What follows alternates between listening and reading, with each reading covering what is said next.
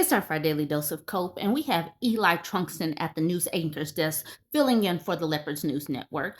There are so many stories to get to. Let's go ahead and jump right in. Take it away, Mr. Trunkston. This is some news coming out of Kentucky, and we know Kentucky is very red. U.S. whiskey production plummets to lowest levels since 2019, new data shows. Whiskey production in the U.S. has plummeted, according to new data from the federal government. The Treasury Department's 2025 monthly National Statistical Report, updated this week, shows that through April of this year, whiskey distillers have produced 78 million proof gallons, a 28% decrease from the same period last year. The production level is the lowest since 2019, said Hassan Bakir, Senior Director of Economic Studies for the Distilled Spirits Council of the U.S., an alcohol industry trade group. Bakir noted that the monthly production actually began falling year over year in October 2024, and in April slid to 17.8 million proof gallons, the fewest since August 2021. The production decline is not too surprising given the current levels of whiskey inventories, the slowdown in the domestic market, and the tariff-related issues that are negatively impacting exports. Spirits exports have dropped significantly since March, when Canada instituted a boycott of American products following Trump's comments about annexing the country. The Treasury data shows the amount of spirits intended for exports in April dropped by 70% year over year. That is huge. Meanwhile, despite the decreased production, whiskey inventory has continued to climb. As of April, there were nearly 1.5 billion proof gallons on hand, 3 times the level of a decade ago, because people are not buying it. This is the part I wanted to get to. That's the problem, as polls showed. Fewer Americans are drinking than in 90 years. I'm going to come back up to that hyperlink. It says, and recent indicators show little sign that they are picking up the pace. Lackluster Labor Day sales reports continue to show declines for wine, beer, and spirits, except for ready-to-drink canned cocktails. Earlier this year, Jefferies beverage analyst Ed Mundy concluded the industry is in a correction and has not bottomed out yet, largely thanks to ongoing economic pressures. In the absence of a major intervention, such as a severe tax increase or regulatory headwind, the industry could be close to trough, Mundy concluded. Now, when I clicked that hyperlink that I told you I was coming back to, it came to this article, and this probably needs to be its own post. U.S. drinking rate at new low as alcohol concerns surge. These are the highlights. Americans self-reported drinking down to 54% after consecutive declines. Belief moderate drinking is bad for health rises to a new high of 53%. Drinkers report drinking less and less frequently.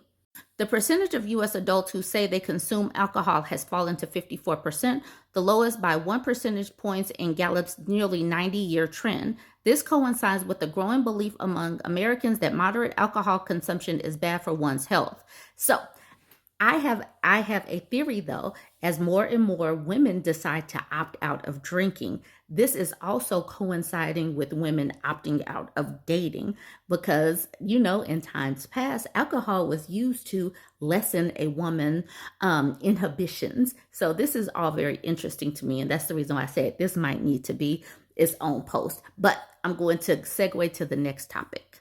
This was a Threads that was interesting. This man posted, there is no damn reason cooking the family tacos should cost $55. Aren't tacos supposed to be cheap? This is effing crazy. So this is what he posted.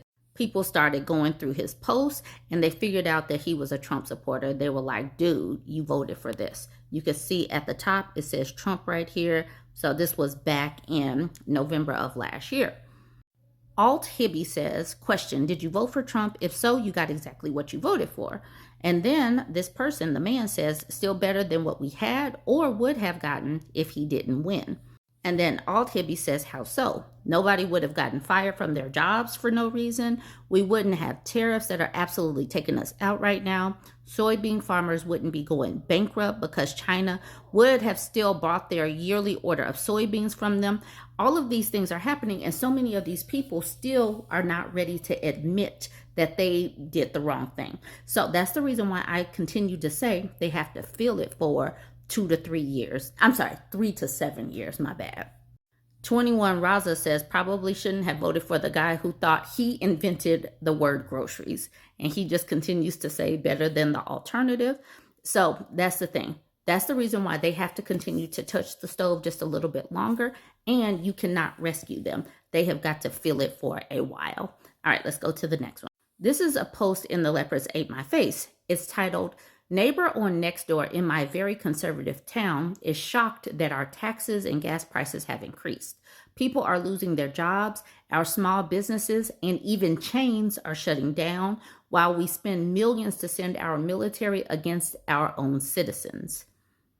This is Jim. Jim says, all I want is rent to come down, food prices to come down, and property tax abolished.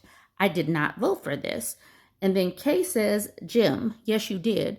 The orange stable genius lies about everything. Anyways has, anyways will. I'm sure it meant always has, always will. And then B says, Jim, if you voted for Trump, you 100% voted for this.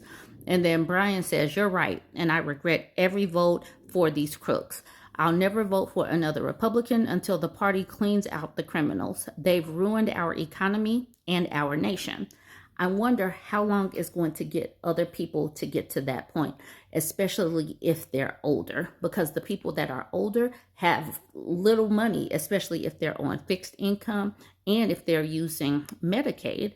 It's about to get rough. Some people that are close to retirement age will not be able to retire right now. This person, Lakotas, says, hey, credit where due. Jim up there took more responsibility for his own actions than 99% of these chuckleheads, so I'll give him that at least. And the person who posted that says, oh yeah, seeing this honestly made me really happy. And so many people speaking out against Trump on Nextdoor in my town, which had been the opposite for the past several years. Maybe there's hope. At the bottom, this person says, there is hope. The worse Trump makes things, the more people will hate him. We shall see. Some people are in so deep that they'll be like losing their house, their jobs, their businesses, and still be like, yeah, let's go, America. So this one's titled, Vocal Forest Service Trump supporter fired, now forced to move back home, and is posting he's unable to find a job. So this person says, I love Trump, but it sounds like I'm going to get fired. So much for working hard and actually caring about my job. What I don't like is they make it seem like the other people that were working and got fired were not caring about their job, that they were not working hard. They act like they are the exception or something. That's the reason why I have no empathy or grace for these people. Someone says to him, it will change. A lot going on to fix what's been done the last 4 years. Time will tell. It's only been 4 days. And then that person says, I understand that. I voted for him 3 times. I just don't understand the federal hiring freeze. I just hope they get their stuff figured out soon. People need their jobs back. Keep in mind, during the first term, there were people that lost their jobs for 35 days. So he should be used to this. All right, then that person says he will definitely get things figured out. He's not going to let something like that happen. He's for us. Definitely a lot better for the people than the last 4 years that we had. There were no hiring freezes in the last 4 years. People weren't furloughed the last 4 years. People weren't getting fired the last 4 years like that. So these people are delusional. That's the reason why I said they have to feel it for a while. Someone put the question marks, and then the person says, just got fired from the Forest Service.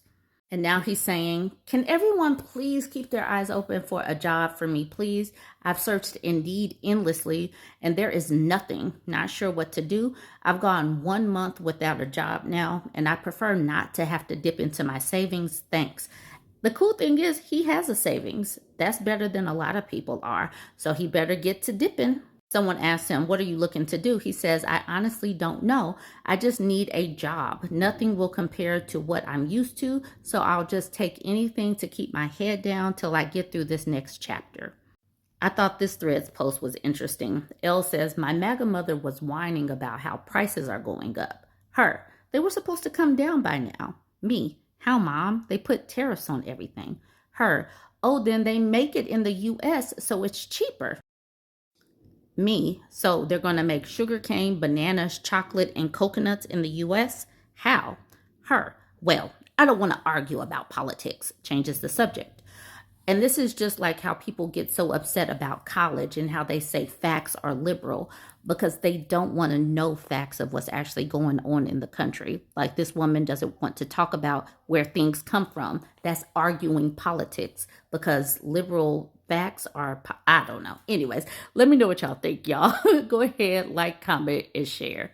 Yay! The number of jobs created in August has been revised from 54,000 to negative 3,000. Let's go! Google searches for help with my mortgage has reached levels unseen since the Great Recession. Let's go! The top 10% hold 67% of all wealth in the United States. The bottom 50 hold 2%. Let's go! Google searches for bankruptcy lawyer are the highest levels they have ever been. Let's go! Grocery prices have reached record highs in 2025. Let's go! Guys, there really are going to be empty shelves and goods we cannot get within the next couple of weeks, and it's only going to get worse over the coming months.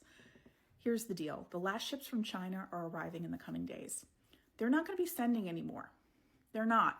And other countries have already said, hey, we're not going to send medical supplies. So now we're looking at potentially hospitals going back to COVID-era protocols of postponing or no elective procedures at all because they need to prioritize medications and equipment for the most critically ill patients.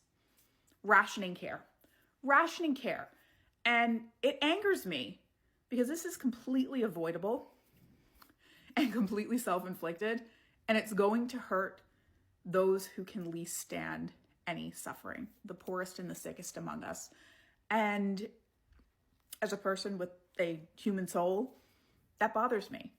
And I'm doing what I can for myself and my family. If you are able to pick up some extra staples like flour or boxes of cereal, canned goods,